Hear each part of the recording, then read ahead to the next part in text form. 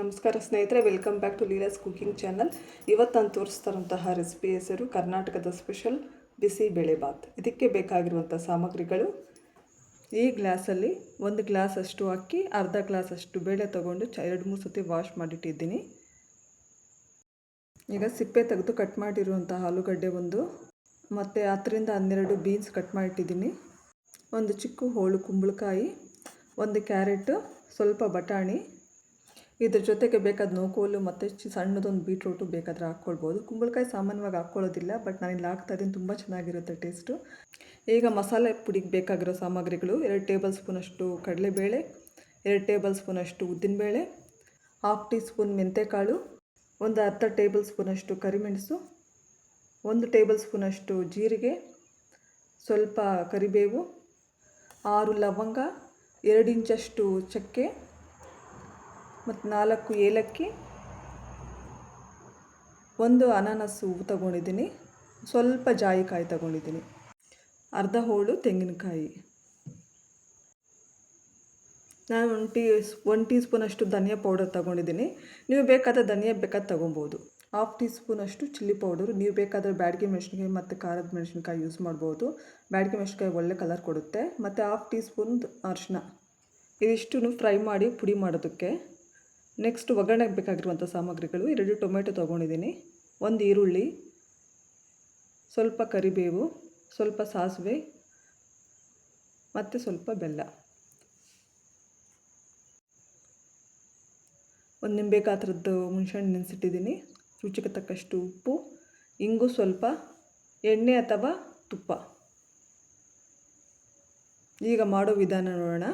First ಒಂದು ಕುಕ್ಕರ್ನ stove ಮೇಲೆ ಇಟ್ಟು ತೊಳೆದಿಟ್ಟಿರುವಂತಹ ಅಕ್ಕಿ ಬೇಳೆನ ಕುಕ್ಕರ್ಗೆ ಹಾಕಿ, ಮತ್ತು ಕಟ್ ಮಾಡಿಟ್ಕೊಂಡಿರೋಂತಹ ತರಕಾರಿ ಬಟಾಣಿ ಎಲ್ಲ ಹಾಕಿ, ಈಗ ಉಪ್ಪು ಮತ್ತು ಬೇಕಾದಷ್ಟು ನೀರನ್ನು ಹಾಕಿ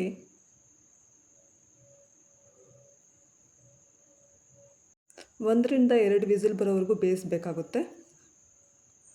ಈಗ ಇನ್ನೊಂದು ಕಡೆ ಪಾತ್ರೆ ಬಿಸಿಗಿಟ್ಟು, ಪಾತ್ರೆ ಬಿಸಿ ಆದಮೇಲೆ ಸ್ವಲ್ಪ ಎಣ್ಣೆ ಹಾಕಿ, ಇದಕ್ಕೆ ಕಡಲೆಬೇಳೆ, ಉದ್ದಿನಬೇಳೆ ಎರಡನ್ನೂ ಹಾಕಿ 1-2 ನಿಮಿಷ ಫ್ರೈ ಮಾಡ್ಕೊಳ್ಬೇಕು. ಈಗ ಇದಕ್ಕೆ ಈ ಥರ ಫ್ರೈ ಆದಮೇಲೆ ಸ್ವಲ್ಪ ಈಗ ಕರಿಮೆಣಸು, ಜೀರಿಗೆ, ಲವಂಗ, ಏಲಕ್ಕಿ, ಚಕ್ಕೆ ಮತ್ತು ಇದು ಮೆಂತ್ಯ ಕಾಳು ಎಲ್ಲದನ್ನು ಹಾಕಿ ಚೆನ್ನಾಗಿ ಫ್ರೈ ಮಾಡ್ಕೊಳ್ಬೇಕಾಗುತ್ತೆ. ಈ ಥರ ಗೋಲ್ಡನ್ ಬ್ರೌನ್ ಕಲರ್ ಬರಬೇಕು. ಈಗ ಇದಕ್ಕೆ ಕರಿಬೇವು ಮತ್ತು ಕೊಬ್ಬರಿನೂ ಹಾಕಿ ಚೆನ್ನಾಗಿ ಫ್ರೈ ಮಾಡ್ಕೊಳ್ಬೇಕು. ಈಗ ಇದು ಫ್ರೈ ಆಗಿದೆ. ಈಗ ಇದನ್ನು ಸ್ಟವ್ನ ಆಫ್ ಮಾಡಿ ತಣ್ಣಗೆ ಆಗೋದಕ್ಕೆ ಬಿಡೋಣ.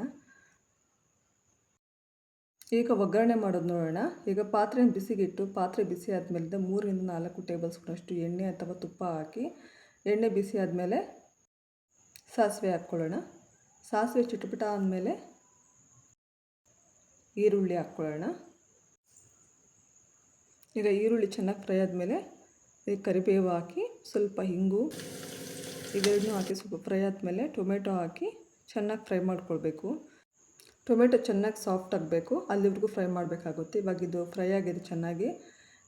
ಈಗ ಇದಕ್ಕೆ ಹುಣಸೆಹಣ್ಣು, ಕಿವುಚಿಟ್ಕೊಂಡಿರೋಂತಹ ಹುಣಸೆಹಣ್ಣು ಸ್ವಲ್ಪ ಹಾಕಿ, ಈಗ ನೋಡಿ ಇದು ಪುಡಿ ಮಾಡ್ಕೊಂಡಿದ್ವಲ್ಲ ಮಸಾಲೆ, ಅದನ್ನೆಲ್ಲ ನಾವು ಸ್ವಲ್ಪ ನೀರು ಹಾಕಿ ಕಲಸಿ ಈ ಕನ್ಸಿಸ್ಟೆನ್ಸಿಗೆ ಕಲಿಸ್ಕೊಂಡು ಅದನ್ನು ಒಗ್ಗರಣೆಗೆ ಹಾಕ್ಕೊಳ್ಳೋಣ. ನೋಡಿ, ನೀರು ಸ್ವಲ್ಪ ನೋಡಿ ಈ ಥರ ಕನ್ಸಿಸ್ಟೆನ್ಸಿ ಬರೋವರೆಗೂ ಸ್ವಲ್ಪ ಮಿಕ್ಸ್ ಮಾಡಿಕೊಂಡು ಇದನ್ನ ಚೆನ್ನಾಗಿ ಬೇಯಿಸ್ಕೊಳ್ಬೇಕು. ಚೆನ್ನಾಗಿ ಕುದಿಬೇಕು. ಕುದಿಯೋವರೆಗೂ ಬೇಯಿಸ್ಕೊಂಡು ಲಾಸ್ಟಲ್ಲಿ ಸ್ವಲ್ಪ ಬೆಲ್ಲ ಹಾಕ್ಕೊಂಡು ಉಪ್ಪು ಮತ್ತು 1-2 ನಿಮಿಷ ಚೆನ್ನಾಗಿ ಬೇಯಿಸ್ಕೊಳ್ಬೇಕಾಗುತ್ತೆ. ಈಗ ಇದು ರೆಡಿ ಇದೆ. ಇದನ್ನ ಸ್ಟವ್ ಆಫ್ ಮಾಡಿ ಇದನ್ನು ಬೇಯಿಸಿಟ್ಟಿರುವಂಥ ಅನ್ನ ತರಕಾರಿಗೆ ಮಿಕ್ಸ್ ಮಾಡಬೇಕು. ಇಲ್ಲಿ ನೋಡಿ, ಬೇಳೆ ಚೆನ್ನಾಗಿ ಬೆಂದಿದೆ, ಅನ್ನ ಕೂಡ ಚೆನ್ನಾಗಿ ಬೆಂದಿದೆ. ಇವಾಗ ಇದಕ್ಕೆ ಈ ಒಗ್ಗರಣೆ ಮಸಾಲೆನ ಹಾಕ್ಕೊಂಡು ಚೆನ್ನಾಗಿ ಮಿಕ್ಸ್ ಮಾಡ್ಕೊಳ್ಬೇಕಾಗುತ್ತೆ.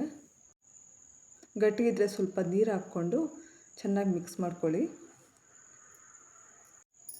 ನೋಡಿ, ಇಷ್ಟು ಕನ್ಸಿಸ್ಟೆನ್ಸಿ ಇರಬೇಕು.